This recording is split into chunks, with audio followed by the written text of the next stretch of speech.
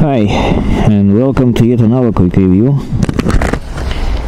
This one will be about my R1200GS adventure. I already did some reviews about it, so this one will be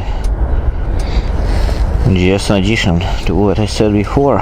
Some new things, maybe. So, this is my bike. Nobody sponsors me. Nobody pays me for anything like that, like doing these reviews or testing motorcycles. It's purely my own initiative. So maybe, just maybe, we can think about this review as being kind of truthful, at least based on my own experience with a bike. So, as we say, there are many rifles, but this one is mine. Let's start with upgrades, updates I did to the bike. So this is model year 2016. So I changed the fog lamps. These are from model year 2017, I think. We called something nano whatever. So to put those, you need to change the wiring, because well, wiring which goes from the lamps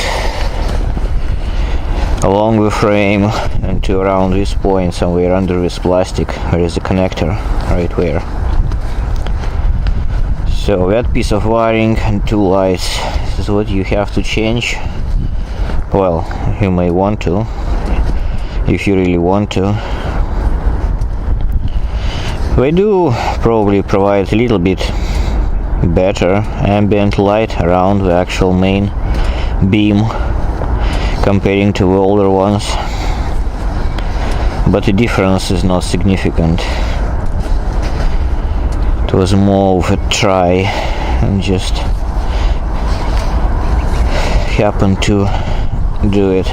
So this crash bars, these are from model year 2017 as well, and the reason why I put those in, if you have these BMW cylinder head protectors like this, metal ones, then with the standard bars I had not enough clearance on both sides, especially on one side, I don't remember which one, I think on the other side, on the left side, between this tube and the bolt over here. Also, this piece of rubber on 2016 model is different, and it basically just straight pushes this protection when you screw a bar in. So that's why I think this is a better option. So I just change those to the model year 2017 bars.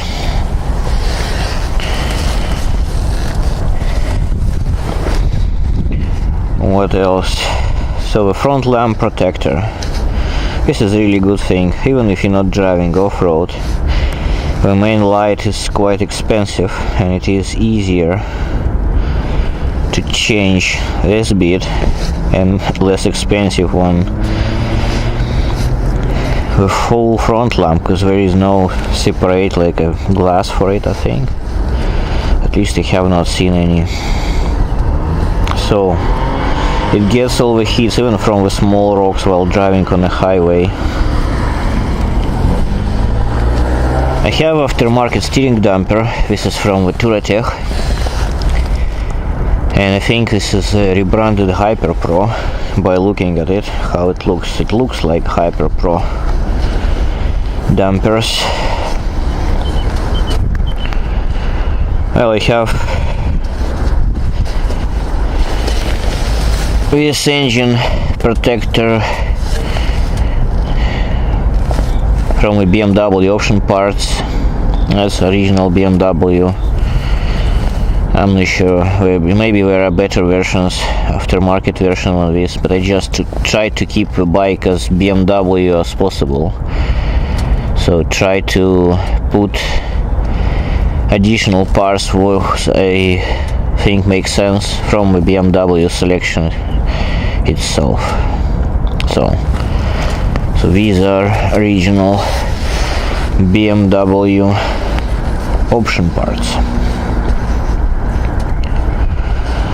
Yeah, so what else? Yeah, a BMW Navigator 6. I had Navigator 5, upgraded it to 6, and it's not that much of a difference, to be honest. It's still quite slow and uncomfortable to use, but it gives me engine parameters and ride parameters and some sort of almost usable navigation as well, so that's why I have it in there. And the media player control, yeah, that's important, because on my helmet I have Puck Talk from Cardo, and that connects to a phone and connects to the navigation, and so navigation connects to the phone too, and so I can play multimedia from the phone to the navigation, from navigation to the Cardo, and control media from here, from the navigation itself. Convenient, I guess. And that works for standard media on a phone, like your songs you have in your library, MP3, whatever. And that works for streaming apps like Spotify, for example, as well. So you can pause and play and choose the next song through the navigation screen.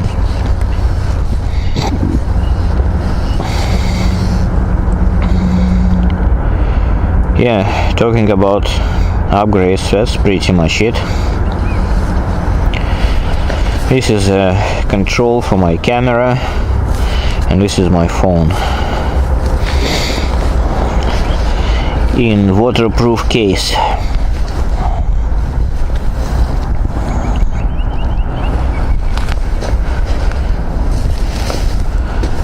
And this is the mounts are actually inverted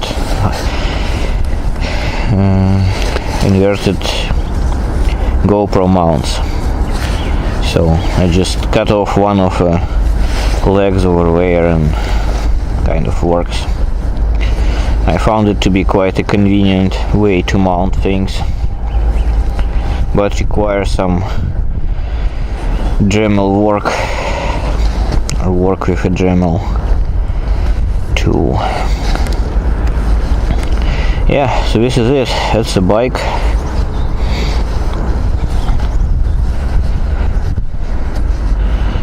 And let's go for a ride. We can talk more while riding.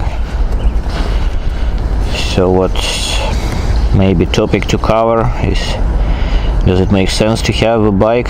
So I have this for 2 years. Any caveats in having it? Is everything alright with it or wrong with it? So what I like, what I don't like. Again, this is not sponsored, so this is purely my own opinion,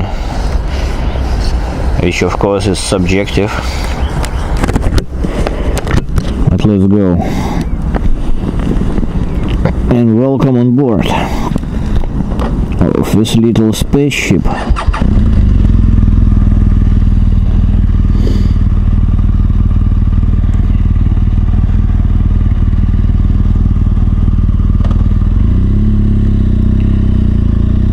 So we're gonna be driving nice and slow.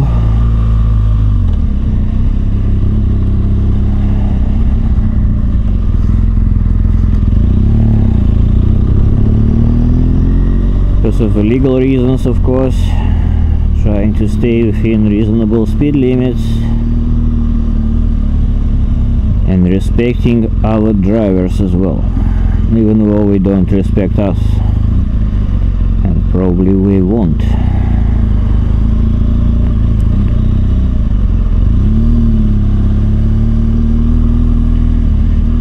So where to start? Where to start? Good question.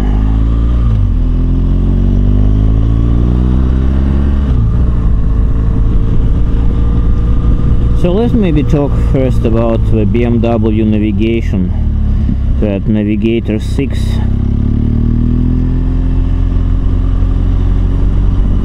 It's made by Garmin with some work from BMW. I guess the interface to the bike and the software to cover it, like drivers, done by BMW in this system. So you could actually display all your selected parameters on the screen like that as a matrix, and you can actually choose which parameter will be displayed on which field, which is quite convenient. You can zoom in, but it zooms in on always to the left top corner by scrolling the wheel like that.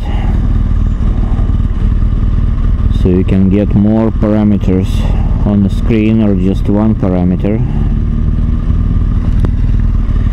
on the left. Yeah, this is an auto hold feature called, I think in the BMW, hill start help control, something like that. You press your brakes hard, the H will be displayed on there on the cluster, and you can release your brakes and the bike will just hold there. And to release it, you can press the brake once over again, or what else you can do is you can actually just roll on the throttle and release the clutch, and the bike would go with a little hesitation in the beginning, but it's quite a convenient feature, I would say. Allows you to free both your legs and hands when the bike is facing up or downhill, which is nice. Oh crap.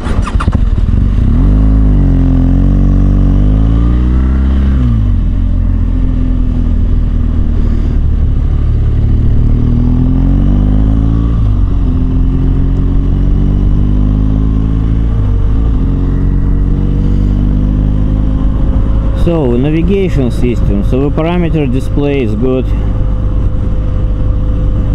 The multimedia control is okay. It would be better if this control wheel would be more utilized in it, actually, because it pretty much has no purpose except for just selecting the mode, but then not much you can do with it there. Media player mode on the screen, I mean. But what is the bad thing about this navigation system? It's navigation itself, because plotting the route may get you into some very weird places. Like, for some reason it doesn't differentiate very well, at least in here in Lithuania, between pavement and unpaved roads. Even if you select it to avoid unpaved roads, it may easily put you on one.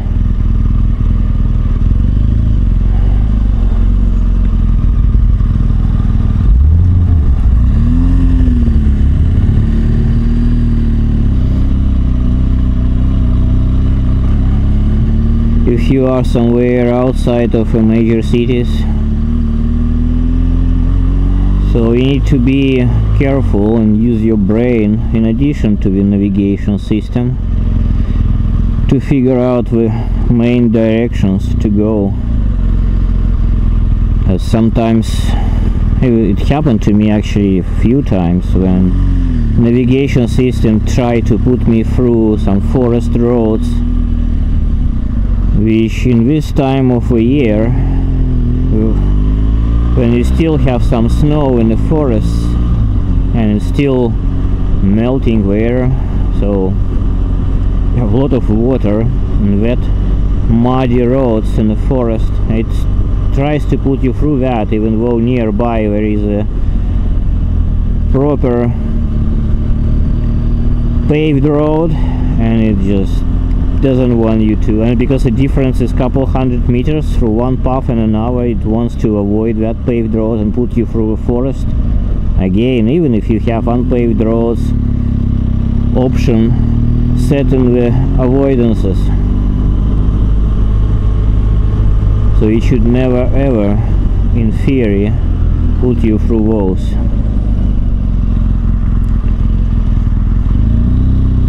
So things like that.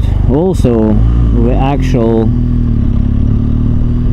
convenience per se of using the device, it feels slow and it feels like it was built 20 years ago or something like that. Everything isn't smooth, like the touch control is quite bad. It doesn't give you any feel of modern Android or iOS phone. It kind of just allows you to move a map, but it sometimes detects your movements incorrectly, trying to do things you didn't want to do while scrolling. Sometimes it allows you to put a point on the map and then you can just go where. In some other cases it for some reason doesn't, and it's almost impossible to understand why. It does it in some ways and it does in the others, and why it is like that, and it's still inconvenient and stupid. So I had a problem with this unit when I suddenly lost all the icons for the gas stations and the bank machines. Those you can see in blue here on the screen as well, like restaurants. Even if you put the details at full, like there is an option there to display like more details on the map and most or something, it just stopped displaying those for some reason. So I had to rewrite maps on it like twice on the Mac, and then once through a Windows 7 PC, and then they reappeared and still holding for now. But I guess my conclusion is that connecting it to a computer is not very safe, because it may end up in quite a strange condition of a device for whatever unknown to me reason or reasons. So BMW should take this in consideration. Garmin makes shitty devices. Look at Google. Google Maps works just so great. It's plotting the routes very well, almost always in the same way as you would go on yourself. And Garmin is just crap. But well, what can you do? This is what you have integration with, and so you're stuck with just this one option at the moment. So yeah, that's enough I guess for the navigation system. So let's talk a little bit more about the bike itself. So I have currently around 13,000 kilometers on it.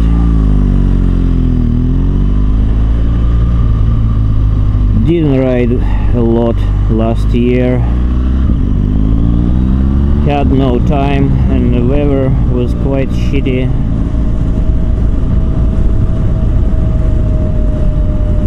So quite a low mileage. I used to do much more than that on my super bike, or super sport I can call it, S1000RR.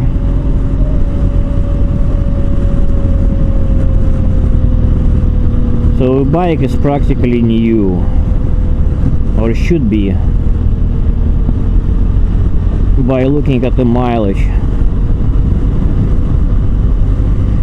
And I did all the services like changing oil every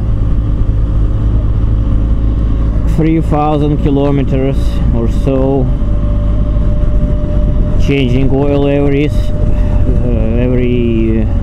spring and autumn as well.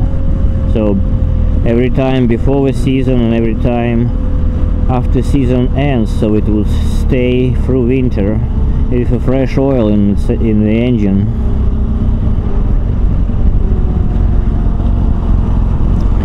With differential fluid, not differential, but rear final drive oil changes we are done every approximately 5,000, so, or even quicker. So I think there are like 3 changes in total already. Didn't change brake fluid once and pumping the brakes. Didn't change the coolant yet. We'll do it next in the beginning of the next season if I still have this bike. So the engine is fine, no problems with it whatsoever. Gearbox is strange, but it works fine when you're shifting manually using a clutch. But with a quick shifter, shifting down is always fine. Shifting up sometimes may provide quite bad results, like the bike would, I don't know, I don't have right words in English in my head to describe that. The bike would be like a jerking, so it would stall and then the actual gear will engage and then it will pull again. It looks like the timing of ignition kill or fuel kill, whatever we do. Probably we kill fuel for a couple of milliseconds, tenths of a milliseconds. It's not done very smoothly, so something is wrong with a shifter or something is wrong with a program for a shifter, so the logic or timing or something like that.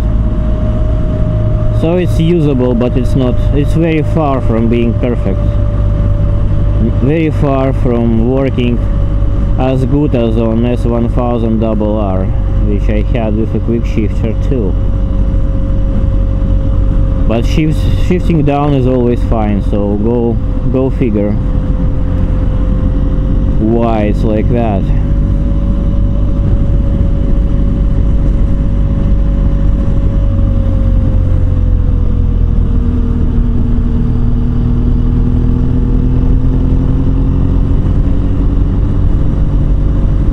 So tires are always a big topic on the adventure bikes, like what tires you should go for. And for me, I decided after a few simple tests, on one side I had Anarchy 3, pretty much road rubber, and on the other side some off-road rally something, don't recall exactly, rally tires from Pirelli, which also supposed to be like 50-50, but they are crap, so they crap everywhere, on the tarmac, on the gravel and on the forest, everywhere they crap, so I got rid of them. But the lesson learned was the following: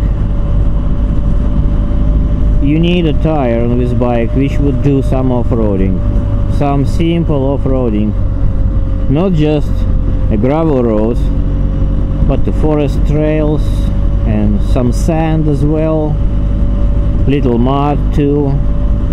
And so far, comparing to a road performance and almost no noise plus off-road performance, my choice is K60s from Ergonomics.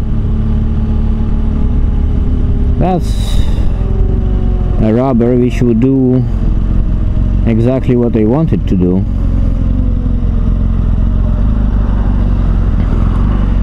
So it gives me off-road capabilities and bearable on-road performance at the same time.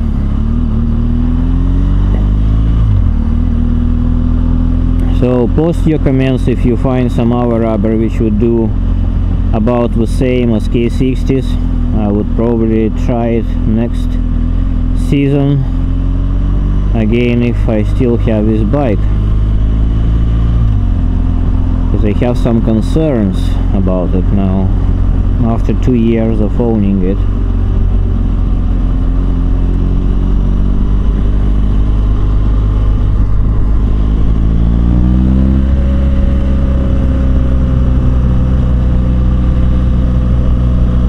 So, tires we covered, gearbox is covered, wind protection, handling and ergonomics. So let's start with ergonomics. The sitting position is very comfortable as it is. Pegs are kind of in the right place. We don't get on the way when you put your foot down on the stops.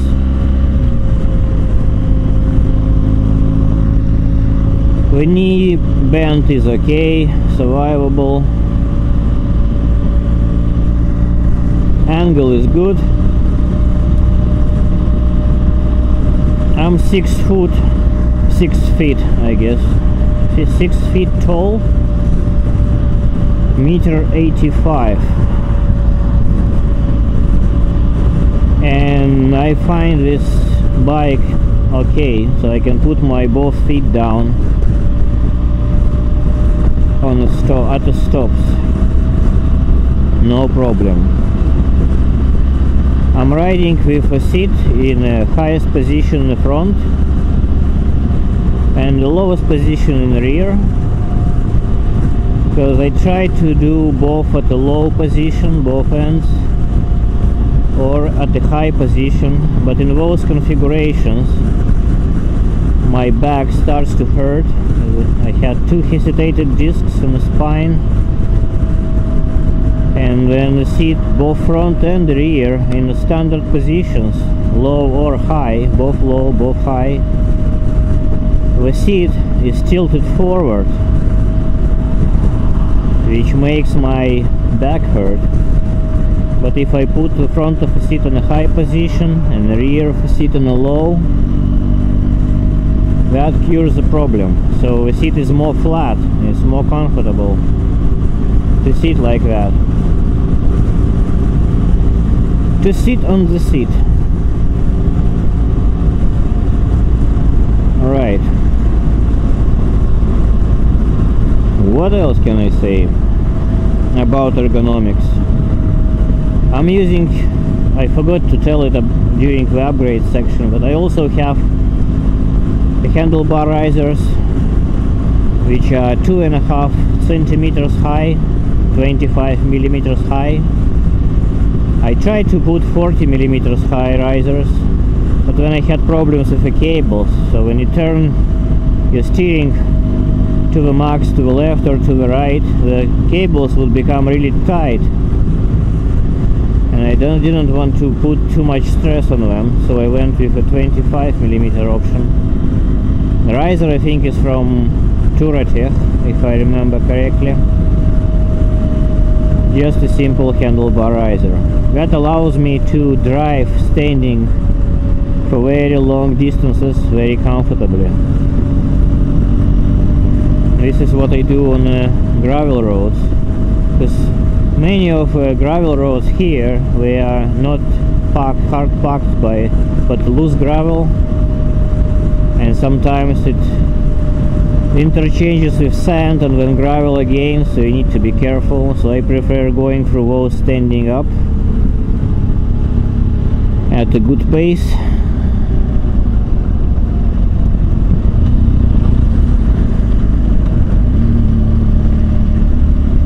And so the risers do help with that, definitely. What I would prefer though, I would prefer actually a more forward position, like normal sitting position, to be more leaning forward. So the back wouldn't be straight, but instead bent forward. a little bit more like on the street bikes. I think in that position, putting some weight through of your body through the arms would have less stress to the spine, like relieve some stress from the spine, and it would be even better. Oh, there's a plane right there, look at that.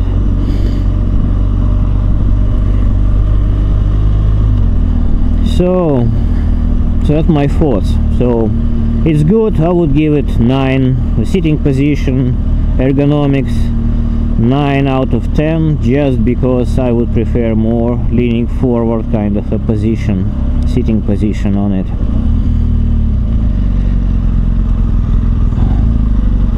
Wind protection. Wind protection is really good. From bikes of this type, adventure bikes, that is easily the best wind protection you can get.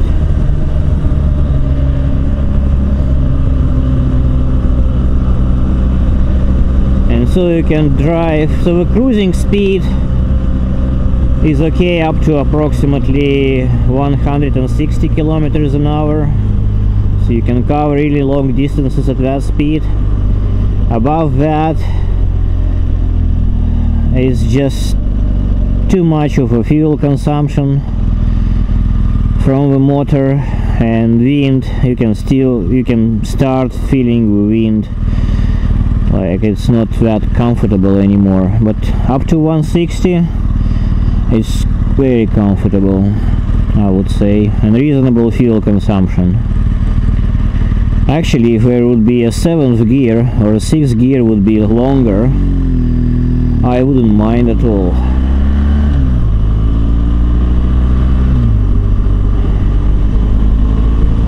Longer not just because of a max speed, but just because of a lower RPM, I guess, at a kind of cruising speed I like.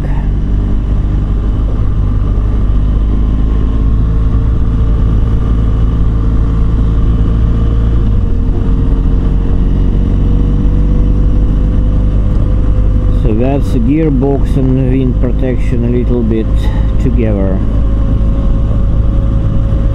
So what else can we talk about? We covered the engines already. So what is left? Suspension. Yes, exactly. The most important part of the bike is suspension, and that includes the swing arm with its angle, the forks with its angle,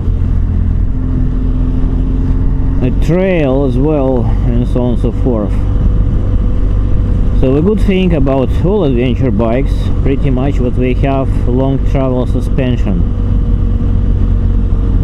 So it helps in the forest, but it also helps on the paved roads, because we're not all perfect, as you can remember or see right now.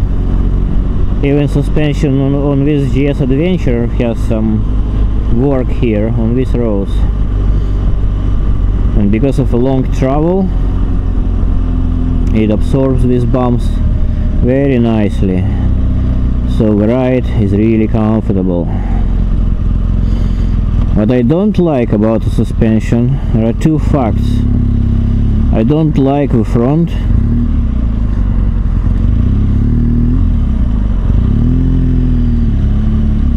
because I think it's too aggressive geometry in the front on this bike, especially on adventure model. So the standard GS is kind of fine due to a shorter travel of a suspension. It sits a bit lower on this bike, and because of that you're getting more relaxed front fork angle. On this bike with its weird front suspension,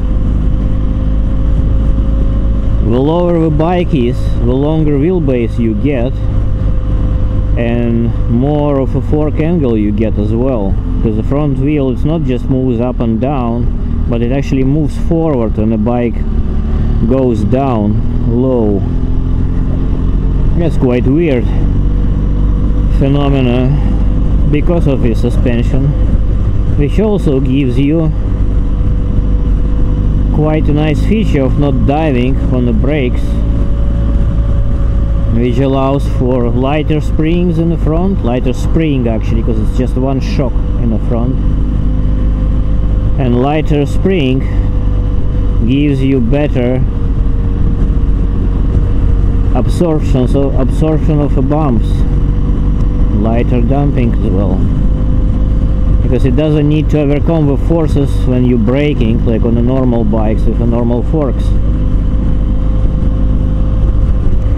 But I would prefer steering geometry to be more relaxed, because on this one, you see, it's very sensitive to inputs from the rider, and it's prone to tongue slappers at the high speeds, and I cannot tell you which exactly, but it was really high speeds. On the bad roads, if you hit some weird bump with a front wheel, the front goes into tongue slapping mode. I had it many times already, at least 4 I can easily remember, with the last one being scariest of all.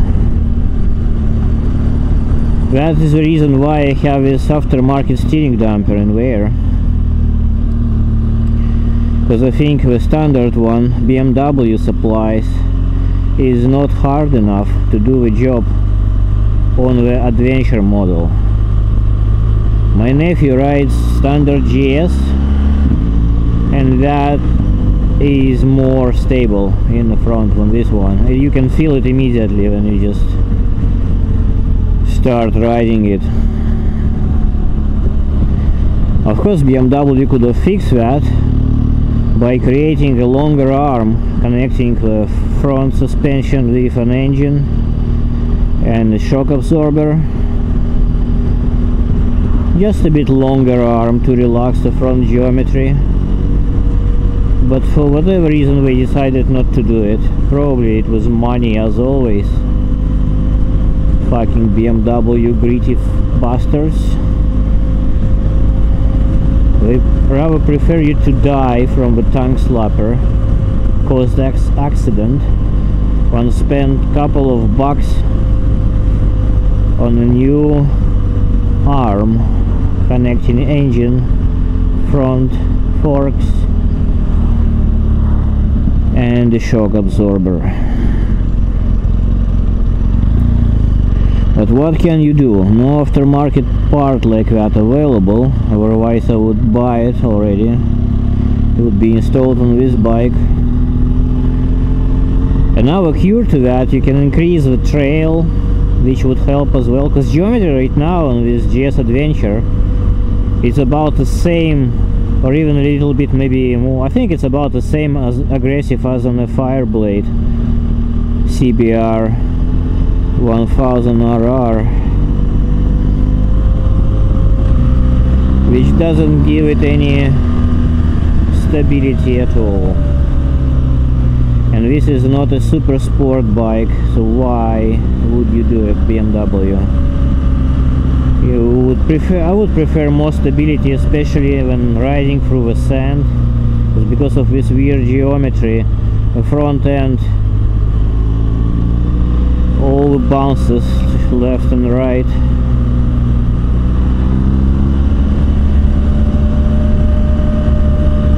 Through the sandy roads and off-roads.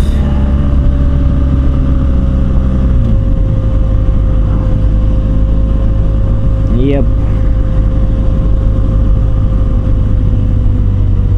From the plus of on the other side of it, on the positive side, of course it gives you a feel that the bike is very light and you're trying to maneuver it around the traffic, for example, in the traffic in the city, things like that. But it's way too much. Shouldn't be like that. So BMW, if you're listening to this and a new model, please use your brain and fix it, please.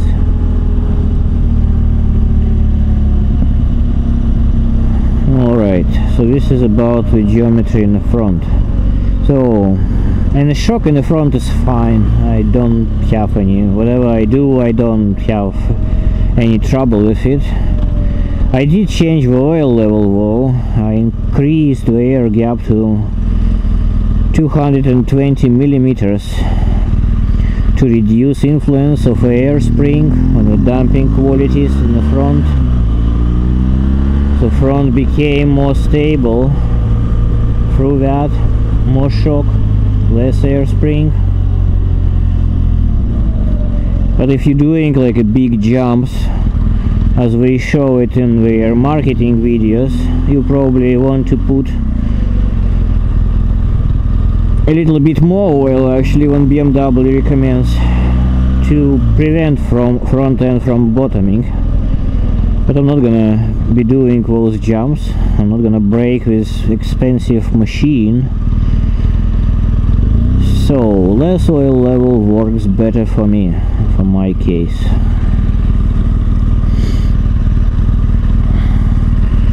What else can we say? Rear suspension. So what I noticed lately, what the quality of rebound in the rear shock started to degrade. Oh, sorry. Despite all this electronic ESA and blah blah blah whatever it's still kind of measurable.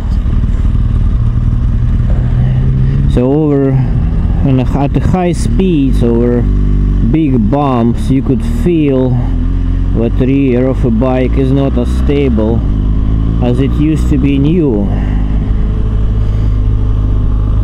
It's trying to throw you off the seat up.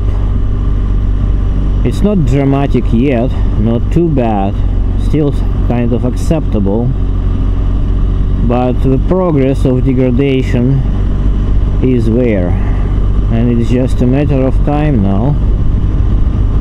My suspicion or projection is what, another 10,000 kilometers and I would need to replace the shock. Unfortunately, BMW dealership, even though the bike is still under warranty, wouldn't do anything about it, because we want to see electrical malfunction or shock spitting oil everywhere to determine what the shock has a trouble or some sort of a problem with it. So if you don't have that case, then they just send you away. And that is unfair for a bike which costs 20 freaking thousand euros. Actually more than that, about 22, I guess. So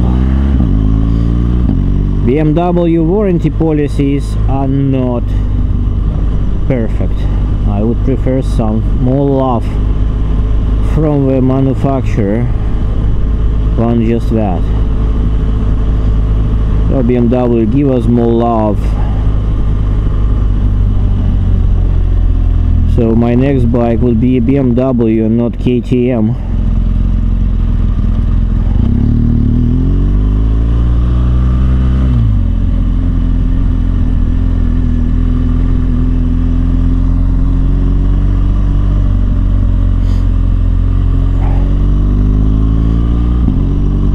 So anyway, that's a rear suspension. So when it works well, and now it's not as good as it used to be and not as good as I would like it to be. So watch out for rear shock problems. Of course you can change the modes, but it shows up on all the modes. It's just in a more or less way. I think that button when you press and adjust the ESA, it's pretty much adjusts the rebound, I think, of the shock, or mostly the rebound damping. Adds more rebound damping in the front and in the rear when you switch to the hard setting. More rebound provides harsher ride, more stability.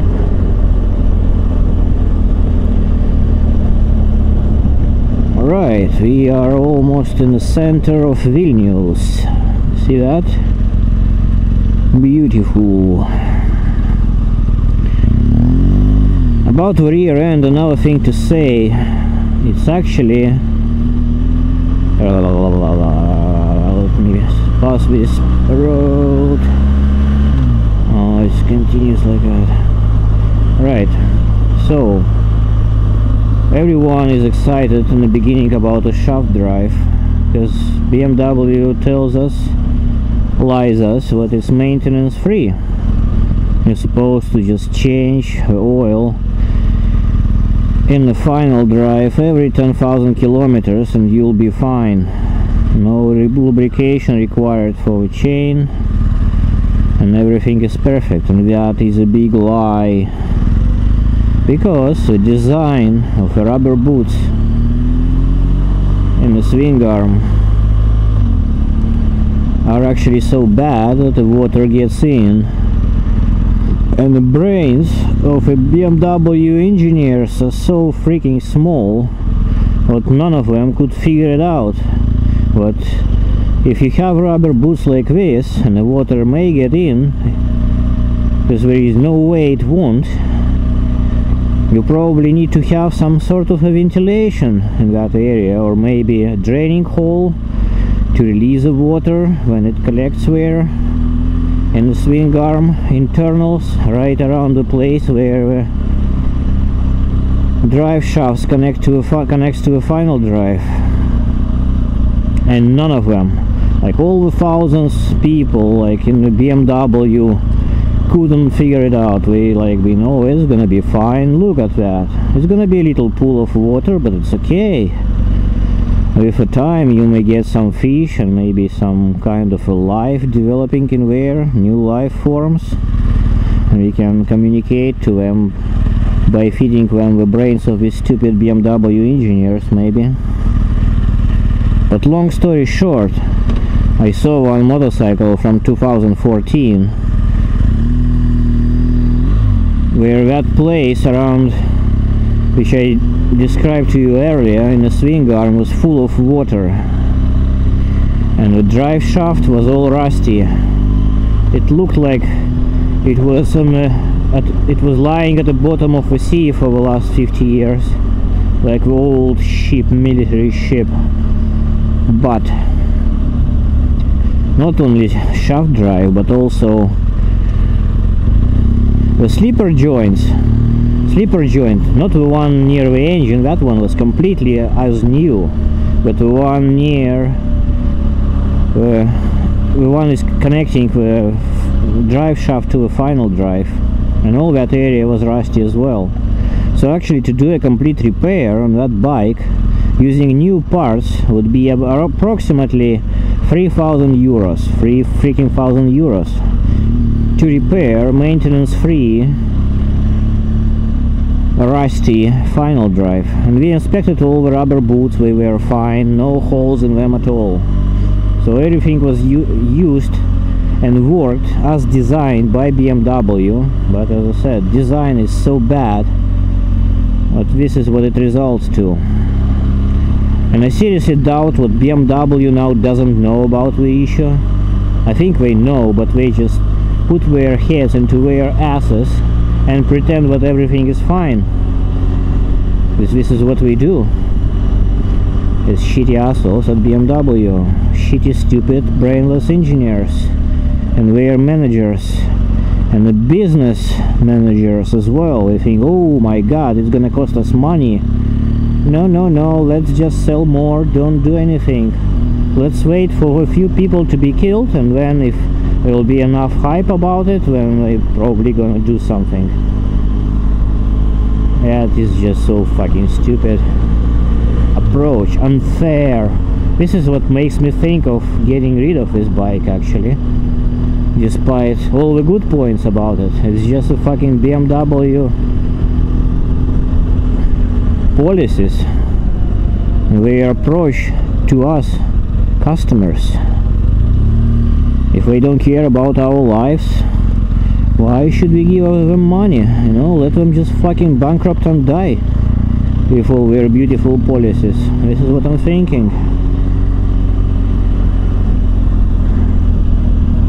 But well, we shall see. The case is open with them and we're waiting for response. And guess what? I did open that place on my bike too, and mine is just 2 years old, and I did just few river crossings, not too deep, not like real hardcore ones, just about like half of a tire in the water kind of a crossings, just maybe a little bit more, maybe like 2/3 of a tire in the water, but nothing too extreme or too deep.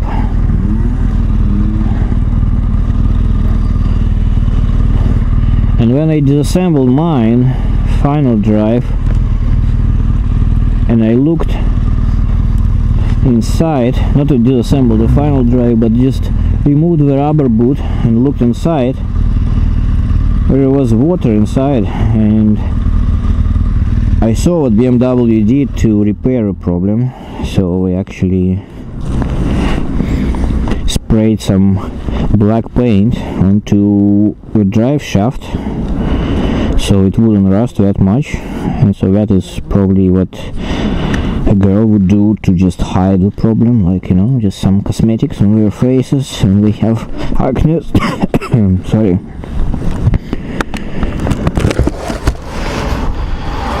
That is not real solution.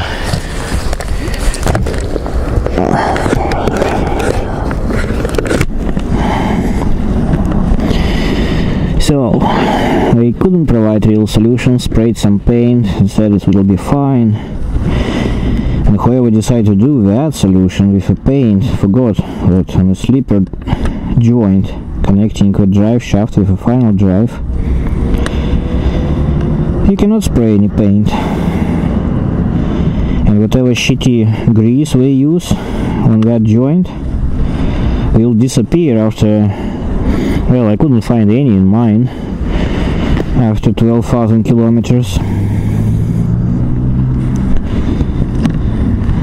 So let's get some coffee and continue on. That's too long.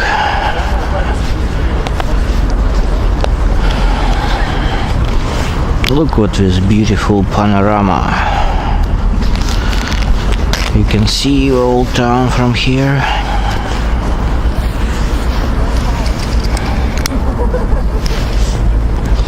Ideally with a cup of coffee and a cigarette. But just a cigarette would work good enough.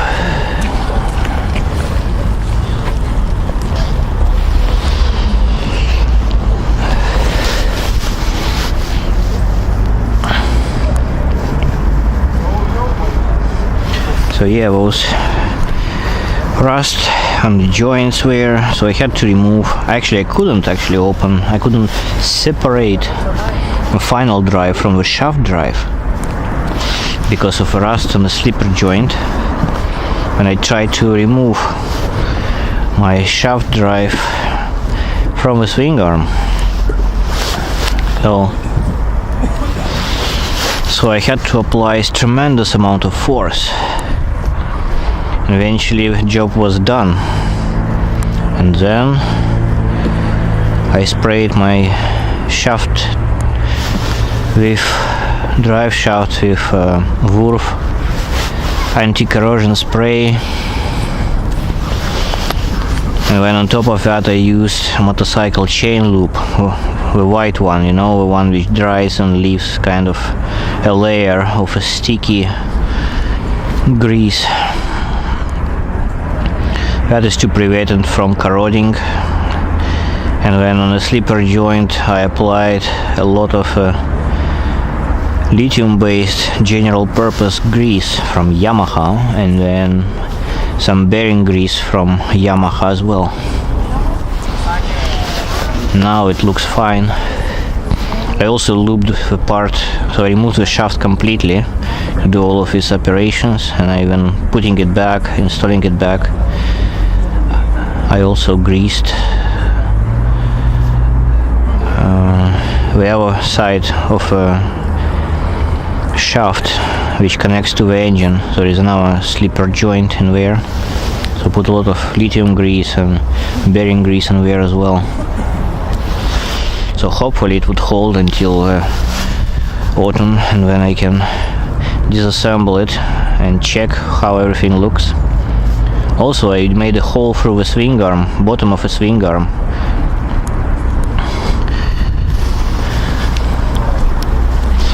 And installed a valve in there, so I can drain water now on demand. And I did it once already after I washed the bike. Notice there was some water actually dripping off there.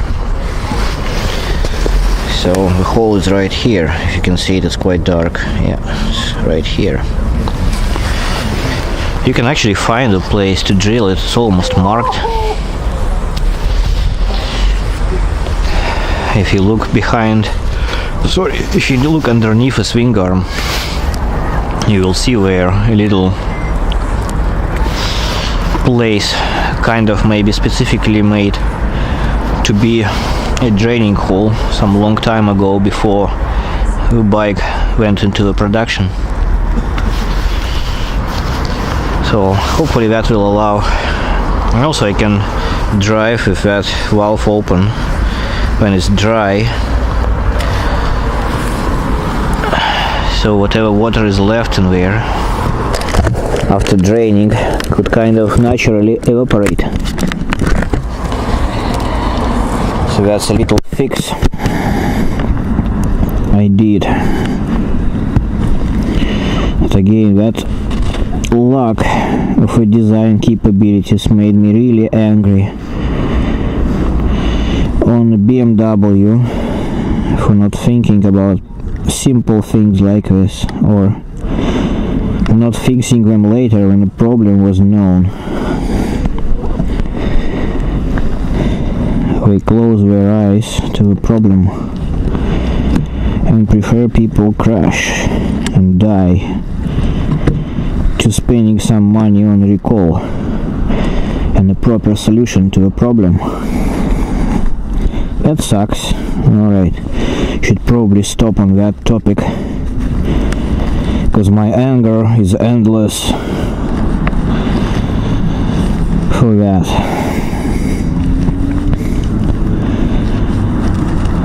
I'm thinking, what else? Yeah, the quality of the engine paint sucks. The quality of the protection, so this box, it has no protective layer, and it gets all destroyed when washing, especially if using any kind of chemicals to wash the bike. Those chemicals that normal bike would survive without any trouble destroys the engine paint on this one. So my engine is not black anymore, it's gray. So not to look stupid, I have to spray it with silicone oil, and then it looks okay-ish. That sucks for a motorcycle which costs 22,000 euros, isn't it? But what can you buy instead? That's a big question. So it's not a question of money, it's a question, what would you get? What bike would give you same good ergonomics and wind protection, good quality soft ride, and not brake, and not which would not require painful maintenance? What would be that bike? And I'm okay to, like, I have nothing against with chains at all. I had many bikes with a chain drive, and yeah, you need to lube it, and you need to, well, grease it, whatever you call. the thing, because it's kind of a lube when you spray it, and then it becomes a grease on the chain. Transformer lube, lubrication, and you need to change the chain and sprockets every now and then, and adjust the chain, but that's all okay. I mean, I don't see any big trouble in that at all. And the cost of repair for that is definitely less. Like a chain and the sprockets for the life of a motorcycle would not cost 3,000 euros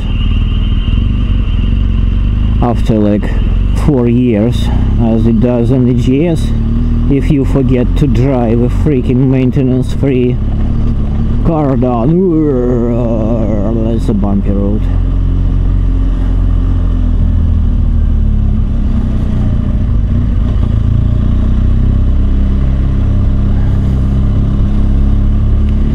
So I was thinking, so Honda Goldwing, Honda Goldwing. I was thinking about one of my friends. No. Honda Africa Twin. Yeah, that's a motorcycle which doesn't make any sense. Heavy, overpowered, bad handling on road. No. Uncomfortable seat, bad wind protection, underpowered crap with rusting spokes and frame. Not for me. What's next? The next option is no options actually, except for KTM Super Adventure. So we have the S version and the R version. We destroyed the T version because it wasn't maybe selling good enough or something, I don't know.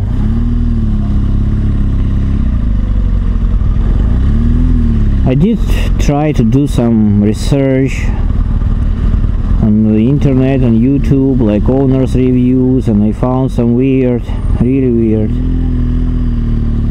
videos with problems, like a bike is not starting, so the whole system restarts after a few puffs from the engine. The system restarts, and then you basically cannot ride away. So the guy came to the gas station, filled in the tank, and then that's it. So this is where he stayed. And that's not probably something you would like to happen to you if you miles away from home, somewhere in the middle of a forest. That would be quite a bad situation to be in. Well, maybe interesting life experience if it ends well, but not for me.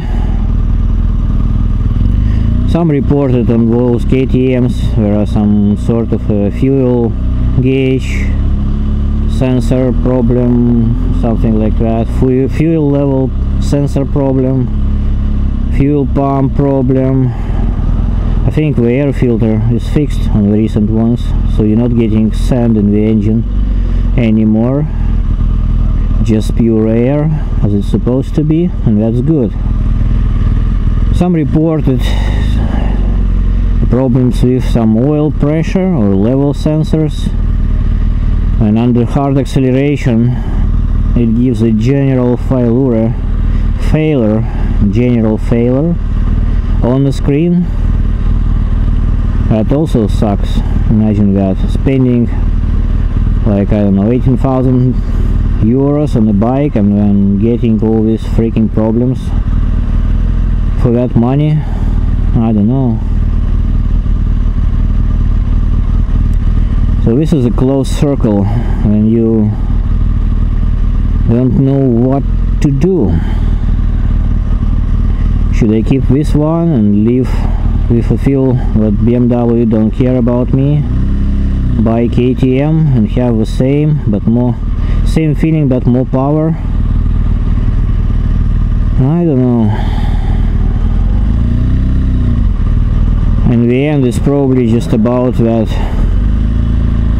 money as well. because KTM is cheaper to keep it running. A final drive won't trust on that one because it has no final drive. It's a chain.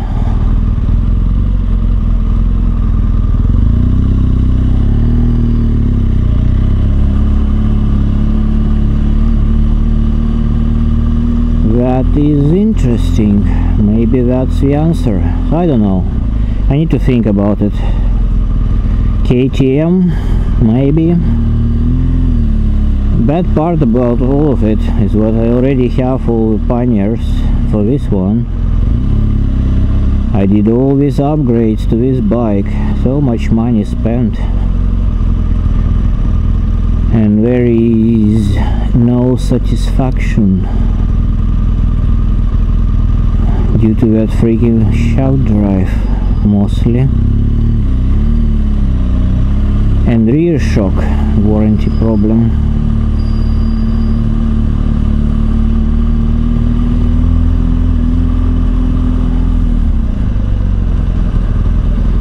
I guess if you have any comments about this or any ideas about this, post them in the comment section below this video. Let's maybe discuss it. If you own KTM Super Adventure S or R or T, let me know what you found. Do you have any annoying issues?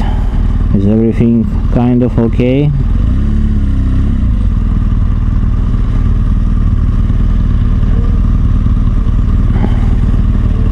Here we go, auto hold. See how convenient that is. Heated grips, yeah, comfort. Yeah, let me know. Apart from that, I think that's the end of the review. I have nothing more to say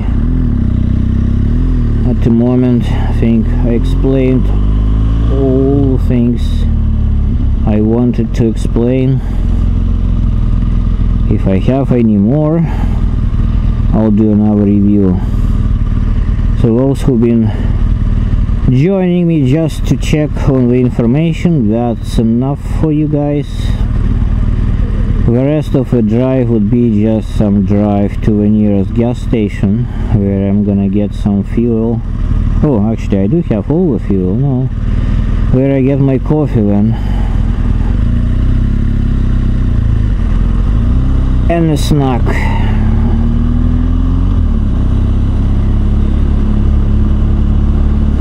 Oh, interesting. Traffic is quite unusual. Look at that. Friday evening. Does this mean what some people still have money? They have money. Amazing. Look at that. They all have money for gasoline. How could that be with all the hard work by our government to strip people of their money? People still have some money to buy gasoline and drive their cars. Imagine that. Oh my god. How could they fail to get all money out of these people? They need to work harder, I think. If you get my sarcasm here. Well, that's another problem with motorcycling here in Lithuania generically. Used to be a lot of guys riding bikes, much more than now.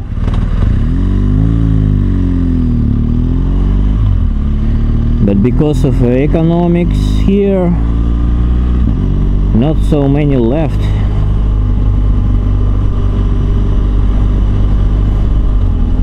And the places which used to be like at the summertime, like full of motorbikers talking to each other, sharing their experiences, riding together, now are half empty.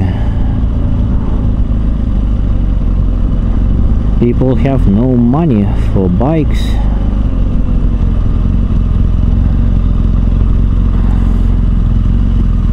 Also, here in Lithuania we introduced quite a stupid law. Like if you're driving a car and you're going 50 kilometers an hour after speed limit, then you're gonna lose your driving license. But up to 50 you're fine. You're gonna get a fine, of course. You're gonna spend a lot of money to pay for what you did, but you're gonna keep your driving license. On a motorcycle, well, it's 30 kilometers an hour. This was introduced last year. So, and as you can imagine, the car drivers can be irresponsible people. Can be responsible or irresponsible. And on a motorbike, what you prefer usually is to start quickly from the traffic and pass all the cars quickly and then drive alone on the road, so no car would hit you, you know, because they don't see you always. And to do that you need actually have more speed on the cars. And the situation right now is that in some places people on the car driving over speed limit more than you can before you lose the driving license. And so cars are getting unhappy and overtaking you, which is dangerous for motorcyclists.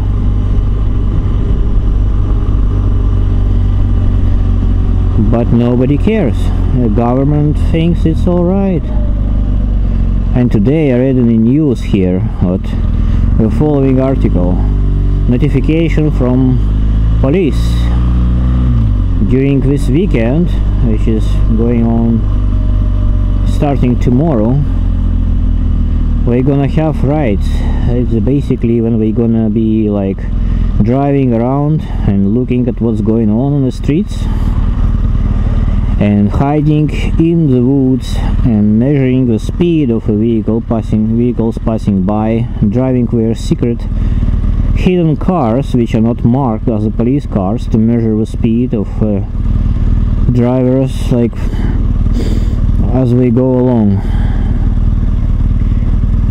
And that is going to happen only to bikers, so we're gonna ignore the cars and just measure the speed and oversee or evaluate the behavior of a motorcyclist on the roads.